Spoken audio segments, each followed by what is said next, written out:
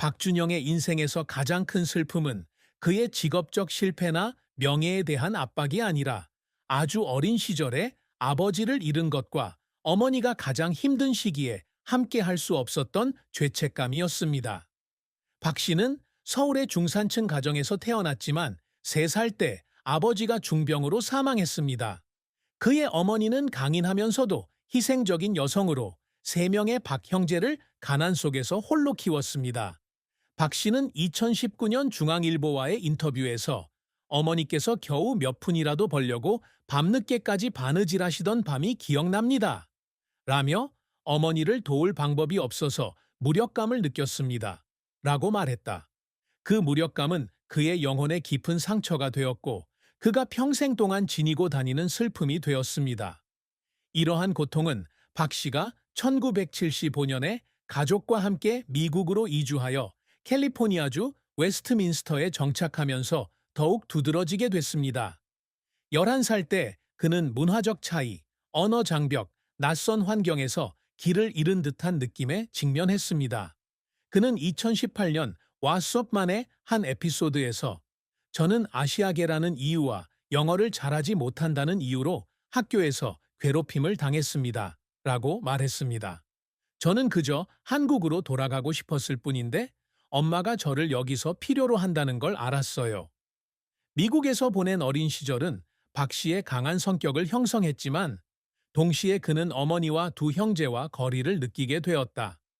1985년 어머니가 한국으로 돌아오기로 결정하자 당시 16세였던 박 씨는 미국에 남아 라킨타 고등학교와 캘리포니아 주립대학교 롱비치 캠퍼스에서 학업을 마치기로 했습니다.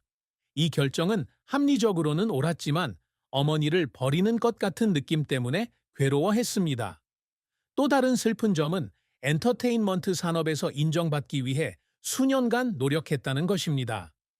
1997년 박진영이 한국으로 돌아와 고디를 결성했을 당시 소속사에서 자금 지원이 중단되는 등 여러 가지 난관에 부딪혔다. 또한 K-팝 아이돌로서 나이가 너무 많다는 비판도 받았다. G.O.D의 가장 유명한 노래 중 하나인 어머님께는 박진영이 어머니에게 바치는 헌사이지만 동시에 어머니의 희생을 목격하며 겪은 그의 고통을 담은 노래이기도 합니다.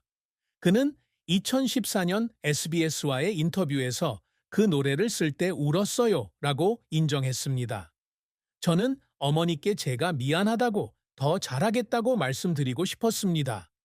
마지막으로 박 씨의 슬픔 역시 김유진을 만나기 전 우정과 사랑 속에서 겪은 개인적 트라우마에서 비롯된다. 그는 2020년 라디오스타에서 미국에 있는 절친한 친구에게 배신당해 그 친구가 자신의 신뢰를 악용해 돈을 빌리고 사라졌다고 밝혔습니다. 이런 경험으로 인해 박 씨는 대인관계에서 내성적이었고 겉으로는 항상 쾌활한 모습을 유지했지만 속으로는 예민하고 취약한 사람이었습니다. 따라서 박준영의 가장 큰 슬픔은 가족을 잃은 상실감, 개인적인 여정에서 느끼는 외로움, 깨진 신뢰에서 비롯된 상처가 합쳐진 것입니다. 박준형의 경력은 영감을 주는 여정이기도 했지만 동시에 혹독한 도전으로 가득 찬 여정이기도 했습니다. 박 씨는 G.O.D의 리더가 되기 전 로스앤젤레스의 광고 대행사에서 그래픽 디자이너로 일했습니다. 하지만 한국과 서양의 문화를 결합한 그룹을 만들고 싶다는 그의 꿈은 그를 안정적인 직장을 그만두고 1997년 서울로 돌아오게 했습니다. 그는 2020년 빌보드 코리아와의 인터뷰에서 힙합과 R&B를 한국에 들여오고 싶었지만 아무도 믿어주지 않았어요. 라고 말했습니다. JYP 프로듀서 박진영의 지원을 받아 데니안, 손호영, 윤계상, 김선아, 그리고 나중에 김태우까지 멤버를 모집하여 go.od를 결성했는데 이는 기루브 오버도스의 약자입니다.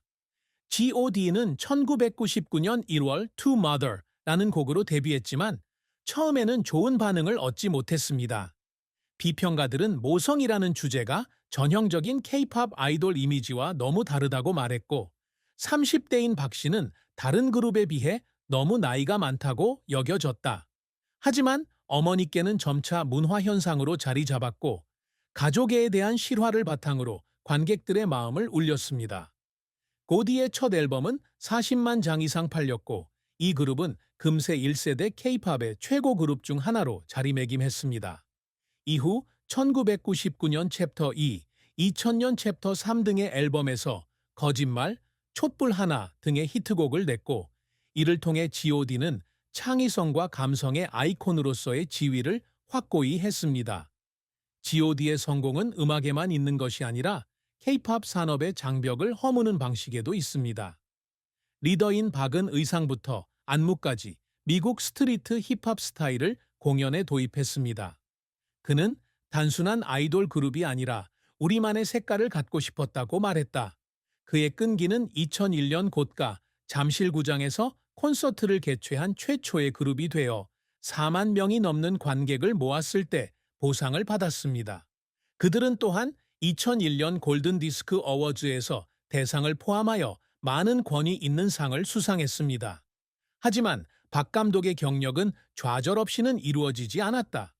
고디의 초창기에는 1997년 아시아 금융 위기로 인해 매니지먼트 회사에 자금이 삭감되는 피해를 입혔습니다. 박 씨와 멤버들은 1년 넘게 생활비와 훈련비를 스스로 부담해야 했습니다. 그는 2020년 넷플릭스 왓츠업 맨고 에피소드에서 인스턴트 라면만 먹고 연습실에서 자는 날도 있었다고 말했다. 또 다른 큰 좌절은 2004년 윤계상이 그룹을 탈퇴하고 2006년 김태우가 군에 입대하면서 고가 활동을 중단하게 된 것입니다. 길을 잃은 박 씨는 연기의 꿈을 이루기 위해 미국으로 돌아가기로 결심했지만 그 여정은 힘겨운 여정으로 가득 차 있었습니다. 헐리우드에서 박찬욱은 스피드 레이서 2008의 야쿠자 드라이버, 드래곤볼 에볼루션 2009의 야무차 등 작은 역할만 맡았습니다.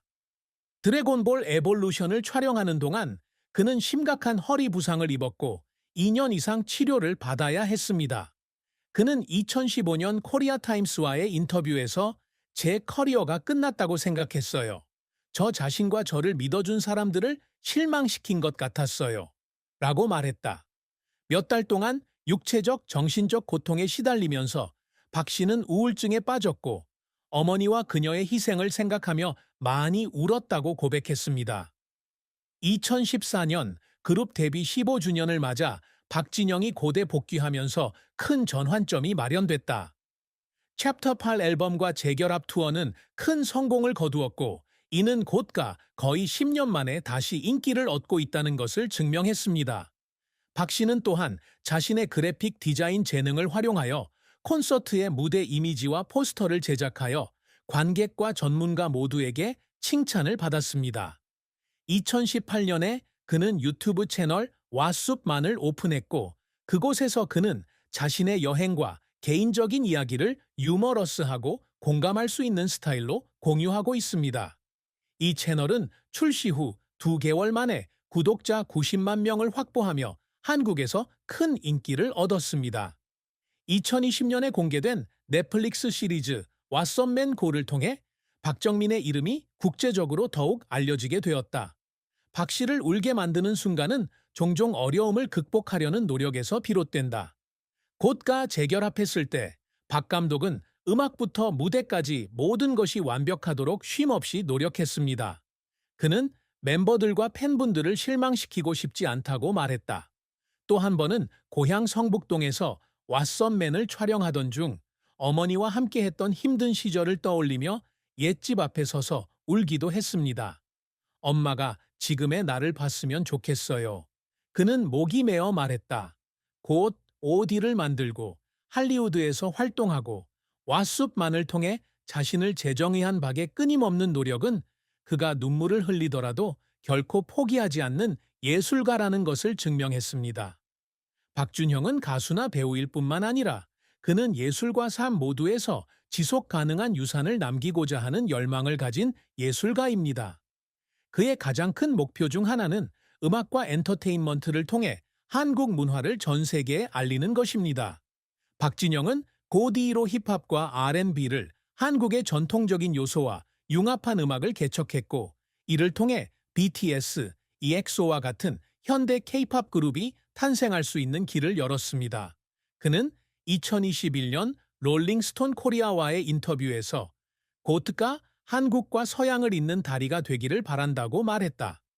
고트가 2019년 한국 대중음악상에서 K-팝에 기여한 공로로 상을 받은 것은 이러한 노력에 대한 증거입니다. 박 씨가 늘 추구하는 또 다른 업적은 진정성과 친밀감을 갖춘 엔터테인먼트 콘텐츠를 만드는 것입니다. 왓숲만을 통해 그는 청중을 웃게 하는 것뿐만 아니라 문화, 사람, 그리고 자신에 대한 이야기를 공유하고 싶어 합니다. 사람들에게 제가 단순한 아이돌이 아니라 꿈과 두려움을 가진 평범한 사람이라는 걸 보여주고 싶어요. 라고 그는 말했습니다. 왓숲만의 성공은 시청자 수에만 있는 것이 아니라 배경이나 상황에 관계없이 젊은이들이 자신의 열정을 추구하도록 영감을 주는 방식에도 있습니다. 박 씨는 또한 모범적인 아버지이자 남편이 되기를 열망합니다. 2015년 김유진과 결혼하고 2016년 딸 박준희를 얻은 후 그는 가족과 더 많은 시간을 보내기로 결심했습니다. 그는 2023년 에스콰이어 코리아와의 인터뷰에서 준이가 저처럼 아버지 없이 자라는 걸 원치 않아요 라고 말했다. 바쁜 직장 생활과 가정의 책임 사이에서 균형을 맞추는 것은 큰 도전이지만 박 씨는 항상 딸이 자랑스러워할 수 있는 아버지가 되기 위해 노력한다. 궁극적으로 박 씨는 열정적으로 삶을 살았고 실패를 두려워하지 않은 사람으로 기억되고 싶어 합니다. 예상했던 만큼 성공적이지는 않았지만 할리우드 진출을 시도한 것은 그의 대담한 정신을 증명하는 일입니다. 그는 저는 아무것도 후회하지 않습니다. 모든 실패가 저에게 일어나는 법을 가르쳐 주기 때문입니다. 라고 말했습니다. 한국 문화를 알리고 의미 있는 콘텐츠를 만들고 좋은 아버지가 되고 인생을 최대한 즐기는 것, 이 세 가지 목표는 박준형